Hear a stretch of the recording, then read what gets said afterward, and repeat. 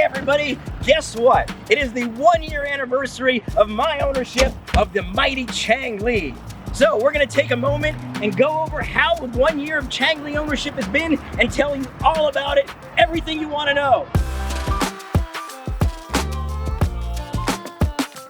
So it's been a little over a year that I embarked on the bold experiment of trying to buy the cheapest new car you can buy in the world. Everybody was saying, let's see how it looks in a month or 3 months. Nobody believed this thing would last at all. Everybody was saying, sure, it's okay now, but it's a hunk of crap and it'll be dissolved into a pile of rust and pain inside of, a matter of weeks. Well, I'm here to say that's not true at all. The Changli is still here, and I haven't been babying it. This hasn't been some garage queen. This thing has actually been in use for this entire time. I use it for errands. So what I want to do with you today is just go through the Changli, show you what stuff broke, what stuff's holding up great, where there's problems, what I've learned, everything. All right, let's start with the bad news. So, it's not perfect, of course. As close as the Changli is to perfection, it isn't perfect, and some things did fail. So I'm gonna walk you through all the parts that actually flat out just failed on the Changli. The big one is the front bumper. This tube separated from this kind of bumper guard assembly, and if we look carefully, we see it was really only tack welded in. I think I can probably fix this with some JB weld, and it'll be even better than it was before. But let's be honest, this thing was a disposable item. This wheel, for some reason, had a slow leak, and then one day I was driving and it just lost all air and kind of came off the rim a little bit. So I don't really know exactly where it's punctured or if it's punctured or what went wrong, but this tire also failed. Next up, and this is kind of a wear item, in the cargo area here at the Changli, there always was, the fit and finish wasn't great in this area. And in this corner over here, there's always a little hole. This hole has been a little bit more of a pain. I realize it gets kind of rainy here a lot. So if you're driving this thing in the rain, we get all the splashes of mud and crap, and it tends to accumulate in here.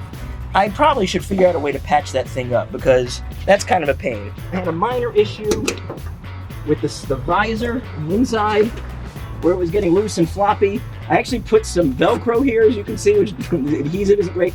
But it turns out that was less of a problem because there actually are these adjustment screws I didn't notice. So actually now it's totally fine. The mirrors. These mirrors are kind of a joke. They've sucked from the get-go and they still suck. So they're really saggy. They flop around. They're kind of garbage.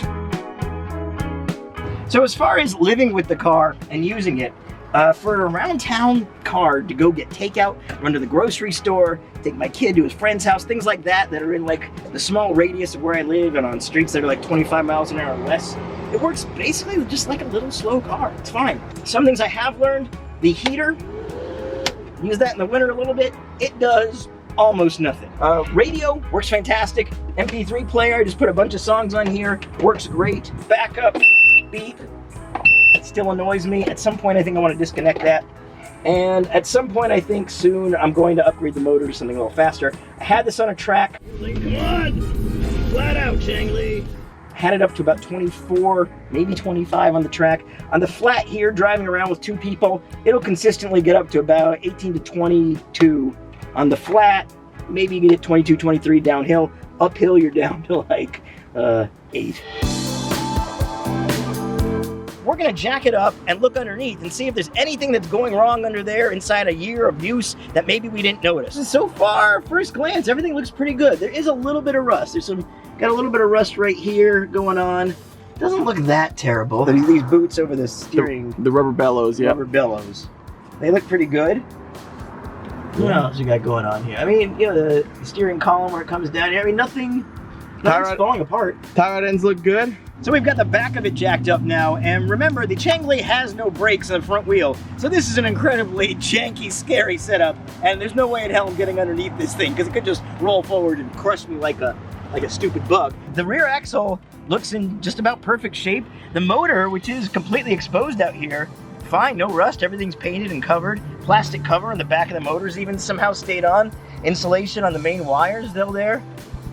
Like it's, and again, I haven't been babying this thing. It's been going through mud and puddles and grass a lot of times, and dirt. It's all holding up okay. And the metal up under here, the frame, the body, looks pretty damn good. the fine folks who slapped together this boy actually did a pretty good job. So we took off a wheel just so you could get a good view of the drum brake back here. Yeah, no, you can see the springs. They look all spring-like. Damper. Nice control on. I mean, everything looked great. Everybody out there who was saying this thing wasn't gonna last, I think you're pretty comprehensively proven wrong. The Changli has lasted. This is a year, it's going strong, no major problems. I'm delighted. I think it's still gonna make it though. It's definitely slower than normal if you can imagine that.